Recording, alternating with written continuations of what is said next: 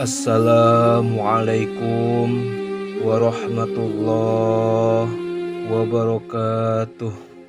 Hamdan syukron lillah, amma ba'du. Para sahabat ikhwan dimanapun Anda berada, semoga Allah senantiasa memberikan curahan rahmat dan maghfirah untuk kita semua. Amin ya Allah ya Rabbal Alamin. Pada kesempatan kali ini saya akan mencoba dan membahas sekelumit kelanjutan pembahasan daripada musyahadah, yang mana di sini akan membahas yaitu Allah Maha Nyata dari segala yang nyata.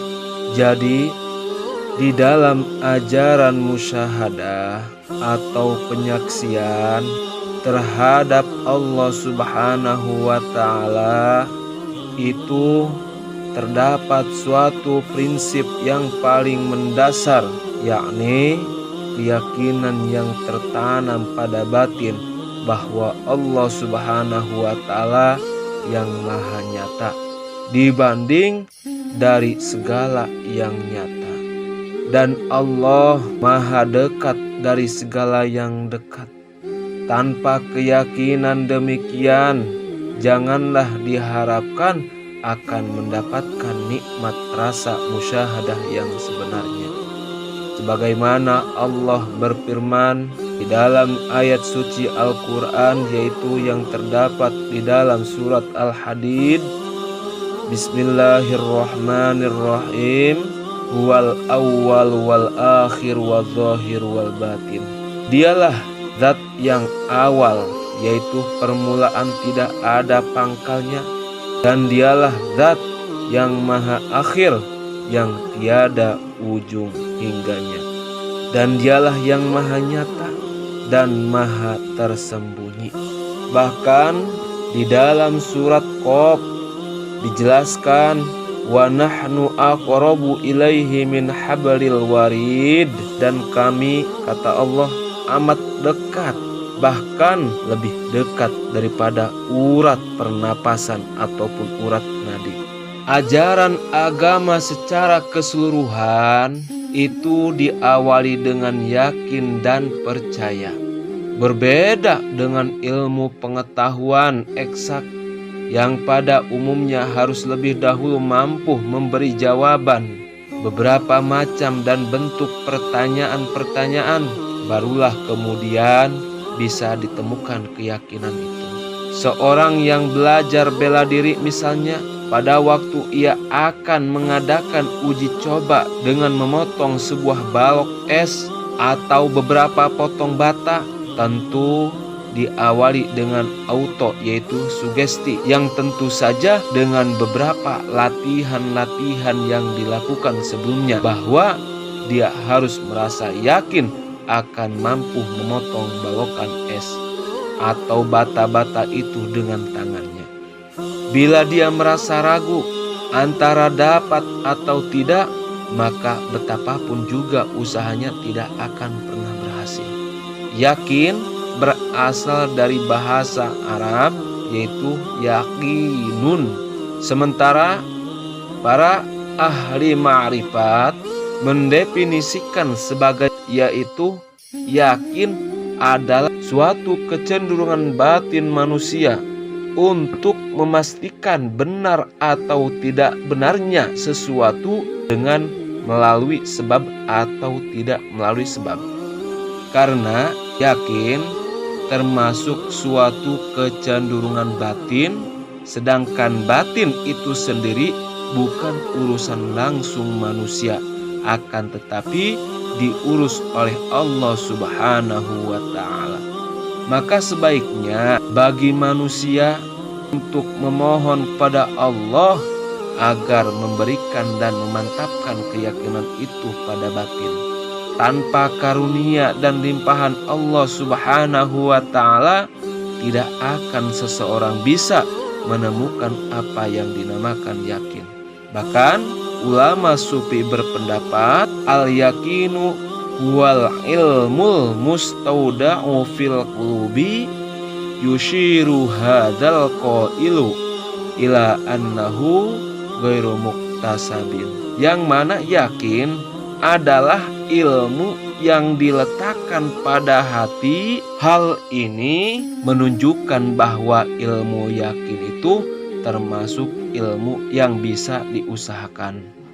Ilmu yakin, ainul yakin, hakul yakin, dan tentang hijab ataupun dinding mata hati, keyakinan seseorang antara satu dengan yang lain meskipun menghadapi persoalan yang sama, akan tetapi tidaklah sama, yaitu kadarnya. Mungkin belum ada alat yang dapat mengukur kadar dan tingkat keyakinan seseorang.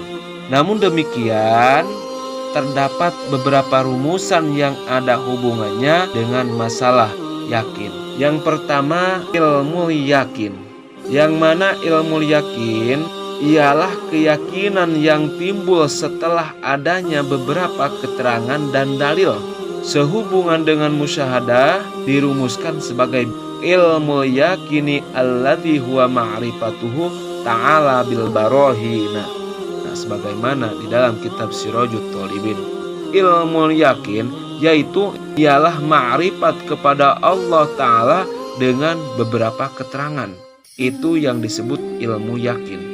Yang kedua yaitu ainul yakin, ialah keyakinan berdasarkan kenyataan. Tidak ada suatu alasan apapun yang mampu untuk menolaknya bila kenyataan itu ada. Wa musyahadatuhu ta'ala qabla kulli syai'in wa huwal musamma indahum bil mu'ayanati, yaitu musyahadah terhadap Allah Ta'ala sebelum menyaksikan segala sesuatu yang menurut para golongan arif billah disebut mu'ayyanah, yaitu kenyataan ataupun pembuktian. Hal ini adalah disebut ainul yakin.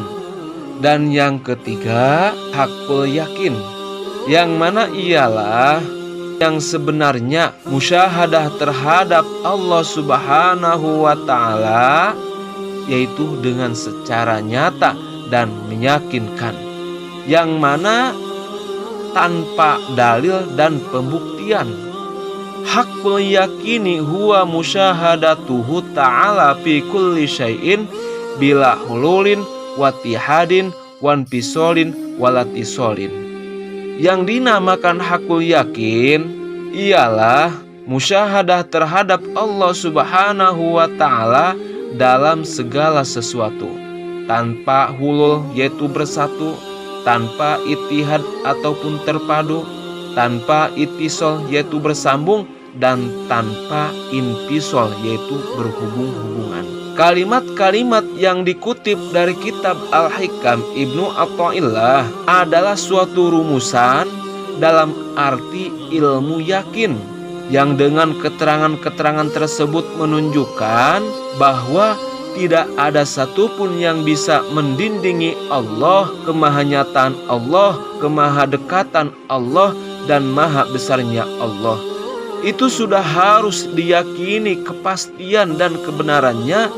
Jadi jelaslah bahwa yang terdinding ataupun terhijab itu adalah manusia sendiri.